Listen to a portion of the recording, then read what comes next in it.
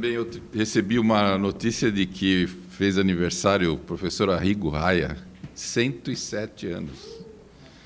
E há 3 meses atrás nasceu um netinho meu, e na minha família tem o costume de comprar o Jornal do Dia e guardar o Jornal do Dia. Eu tenho o meu jornal, do dia que você nasceu. E lá estava escrito, já nasceu a pessoa que vai viver 120 anos. Eu falei, talvez seja o meu netinho, né? Que vai nascer 120 anos.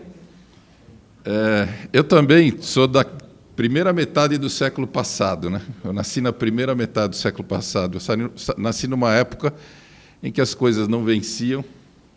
Aliás, eu não sei o que acontece com o remédio do dia para a noite do vencimento, que você no dia seguinte não pode tomar mais. Deve acontecer alguma reação química. Puxa, ainda bem que eu tomei hoje, porque amanhã vencia.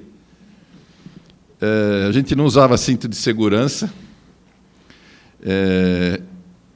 Eram outras épocas. Eu trabalhei 25 anos em pesquisa, fui patrocinado por muita gente, recebi muita passagem para congresso, mas nem por isso eu tive alguma vez algum deslize ético de trazer uma informação que não era correta ou que foi tendenciosa. Então, eu acho que nós estamos vivendo uma época policial. Nós estamos vivendo uma era policial. E não é só no Brasil, não, isso é no mundo inteiro. Então, existe uma presunção da criminalidade excessiva. As pessoas têm uma certa ética, nós temos ética, nós sabemos o que é ético e o que não é. Eu nunca falsearia o resultado de uma pesquisa, eu fiz muita pesquisa, eu coloquei muito remédio, eu sou da época que se descobriu, trabalhei na Merck muitos anos com os antibióticos contra anaeróbios. Então, fazia testes e recebia por paciente, sim. E o que aconteceu? Aconteceu que, hoje em dia, virou uma verdadeira indústria, a indústria do pagamento por pesquisa. E isso cria realmente uma possibilidade de aquele que não seja ético fazer alguma coisa inadequada. Então, só para colocar o tema, eu é que passo aqui? Está aqui, já vi. Existe uma preocupação mundial com a corrupção. E vocês verem que o Brasil ele está mais ou menos no meio do caminho aqui, entre os que são menos corruptos e os que são mais corruptos. Nós recebemos uma avalanche de informações de corrupção nos últimos meses, nos últimos anos. Eu nem imaginava que isso pudesse acontecer. As coisas que se mostravam, que como a corrupção andava no país, de onde ela vinha, para onde ela ia, como os parlamentares se beneficiavam disso, como as pessoas parlamentares... Isso realmente criou um conceito, uma verdadeira obsessão contra isso. E como que as grandes empresas, distribuíam mundialmente o dinheiro. Isso aqui não é uma coisa do Brasil. Vocês veem que essa empresa atuou mundialmente. O que nós estamos falando é conflitos de interesse, quer dizer, o interesse de um em conflito com o interesse de outros.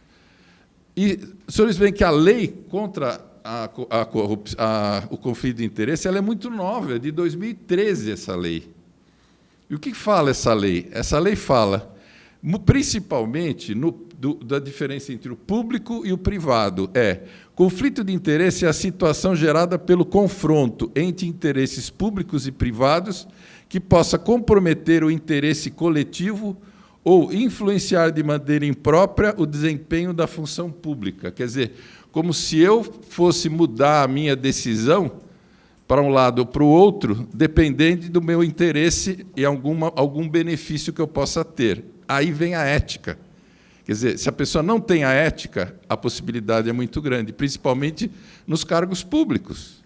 Outra coisa que faz parte da mesma lei, e é o artigo 2 da mesma lei, é a informação privilegiada, aquela relevante ao processo de decisão no âmbito do Poder Executivo Federal, que tenha repercussão econômica ou financeira que não seja de amplo conhecimento público. Quer dizer, é aquela coisa... onde é que você anda, Polara? Eu sou secretário de saúde. Puta, eu estava para te pedir uma coisa, cara. Não é assim? É sempre assim. O brasileiro acha que, se ele tiver um acesso a uma pessoa do Poder Executivo ou de um órgão de tomada de decisão, ele vai poder ter ou uma benesse ou uma informação privilegiada. Isso está como se fosse no DNA do brasileiro. Isso é todo mundo. Olha, eu estou te ligando porque eu estou precisando de uma informação. Configura o conflito de interesse, no âmbito do Poder Executivo, fazer uso de informação privilegiada, prestação de serviço com pessoa com interesse da decisão, exercer atividade incompatível com a atribuição do cargo, atuar como intermediário de interesse, praticar ato em benefício de parentes, receber presente de quem interesse na decisão do agente público. Isso é muito comum. A gente chegar no fim do ano, você tem que devolver os presentes que você recebe. Prestar serviços à empresa controlada pelo ente ao qual o agente público está vinculado. Essa é a lei. Situações que configuram, durante e após o exercício do cargo, regras e obrigações, competência de fiscalização e sanções àqueles que praticam. Então, olha aqui, o tráfico de influência dá de 2 a 5 anos de multa, de prisão e multa, reclusão. E a exploração do prestígio ou informação privilegiada, 1 a 5 anos de multa. Hospitais premiam o médico que indicam mais exames. Isso aqui é muito comum, gente. Isso aqui é conflito de interesse. De cara, me ofereceram participação financeira nos exames, relata um médico.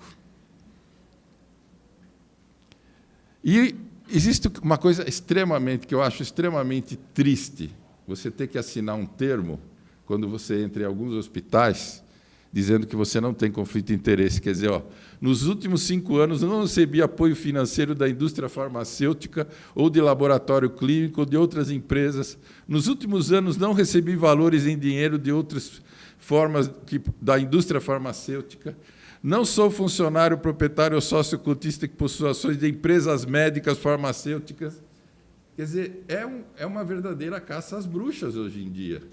Isso é muito triste. Por quê? Porque a indústria farmacêutica patrocinava muitos congressos, viabilizava todas as nossas atividades, inclusive científicas, e isso foi muito triste acontecer.